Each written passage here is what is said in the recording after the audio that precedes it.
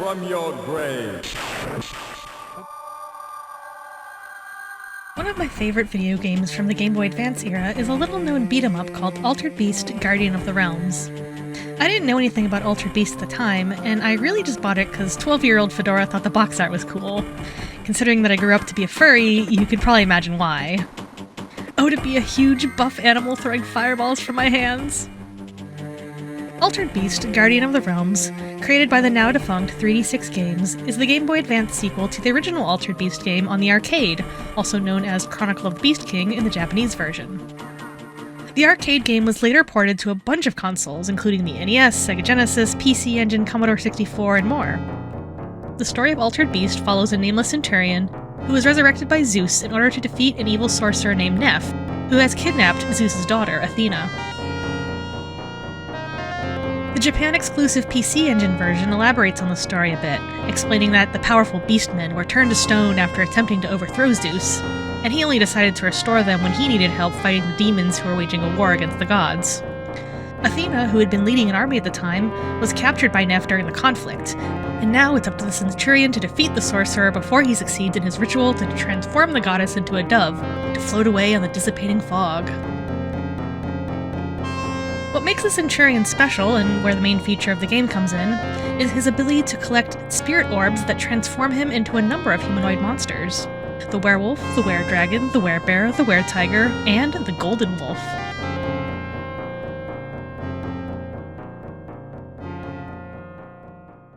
I don't know if Antonius, the protagonist of Guardian of the Realms according to the manual, is the same hero from the first game, but the story is pretty similar. He's a fallen warrior with the ability to transform into a beast, resurrected by Zeus to help him fight an evil demon. This time, the villain is a monster named Arcanon, and as for the reason Zeus needs your help, well, it goes far beyond the kidnapping of a goddess this time. In Guardian of the Realms, the entire multiverse is being held hostage. The stakes have never been higher. Arcanon has murdered the Guardians who once protected the Hall of Realms, and has stolen their keys to the enchanted doors leading to other worlds. Travel between the realms has been closed off, and each world is now full of Arcanon's minions. It's up to Antonius to defeat the bosses and recover the keys, eventually leading to his final showdown with Arcanon himself. Guardian of the Realms has twice as many beast forms as the original game, and 3 times as many levels. It brings back a number of beast forms to the original game too. The wolf, the dragon, the tiger, even the shark form that was exclusive to the NES version.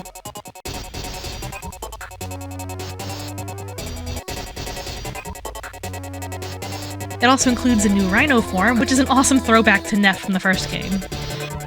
The bear isn't in this one though, which is a shame because I really like this dude with his stone breath and his Chun-Li stance. Guardian of the Realms also introduces some all-new beast forms, such as the snake, the turtle, the eagle, the scorpion, and the chimera, which is so mysterious that it only appears in the final level and only appears as a silhouette in the manual. Okay, it is on the box art, but that's just the top half of his body. Plus, the in-game sprite does look a little bit different.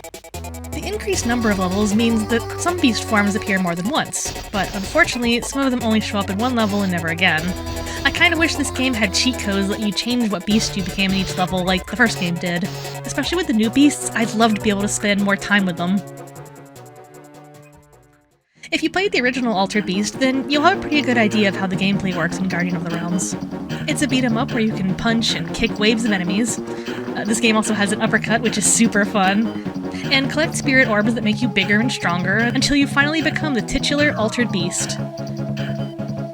Unlike the first game, though, which loops the level if you don't collect all 3 orbs before confronting Neph, each level in Guardian of the Realms is just one long stage with increasingly powerful enemies, and if you miss any of the orbs, you just have to fight the boss as a man.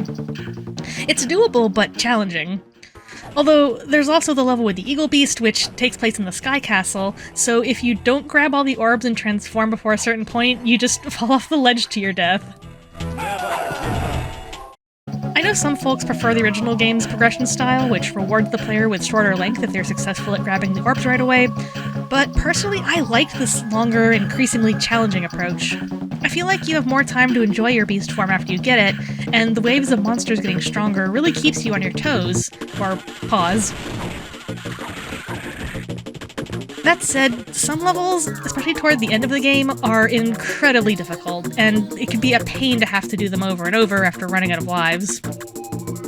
It might require some backtracking to the easier levels to stock up on extra lives and continues so you can be better prepared for the harder levels. At least there's an additional incentive besides grinding.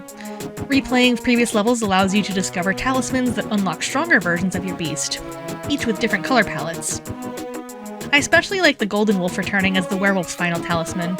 Also, the final form of the avian is colored purple and is called the Fire Avian, which might be another reference to the Famicom version, which had an exclusive Phoenix form.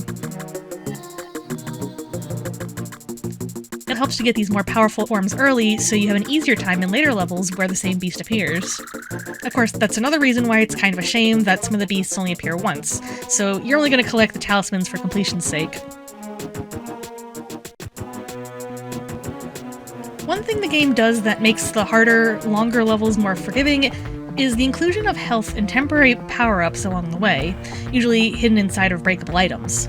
I always felt like these items appear exactly when I need them in the stage, which gives me that feeling of relief and excitement when I grab the ambrosia just as my health is in the red, or finding the shockwave just as the horde of monsters becomes overwhelming. The sequence of levels visually progresses in a way that I find interesting too. The first few stages are more or less normal, the levels you expect in an Altered Beast. The graveyard, the cave, the swamp. But as it goes on, the levels become more fanciful and weird, and the last couple of realms are these creepy, incomprehensible landscapes with boss monsters that have gone from the typical mythical creatures to, throbbing, disembodied organs. Absolute nightmare fuel. I hate it, but in a fun way. You'll see that the art style in Guardian of the Realms is similar to the original game, but it really amps up that stop-motion vibe with the way the semi-realistic sprites move. Also, their sound effects crack me up.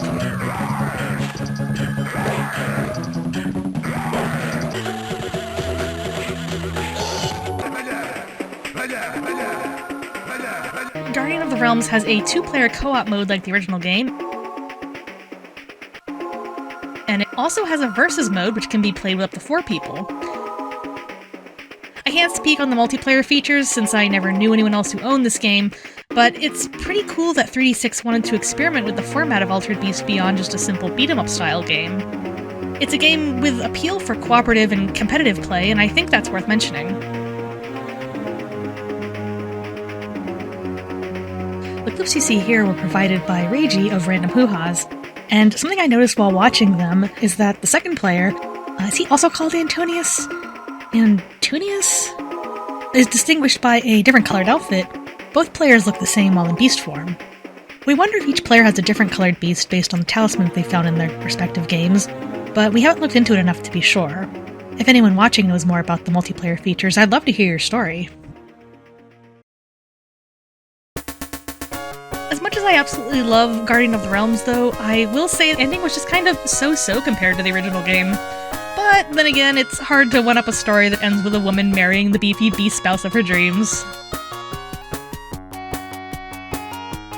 Hope you learned something new in this video.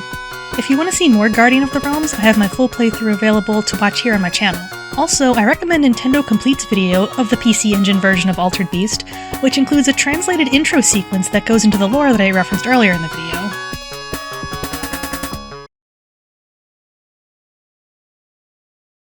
Oh, by the way, while recording footage for this video, I realized that while you do lose a life if you fall off the Sky Castle, it also automatically puts you into beast form if you're far enough from the ledge, which is hilarious because it also works if you get to this point with no spirit orbs whatsoever. It's just a bit of more of the wackiness that I love about this game.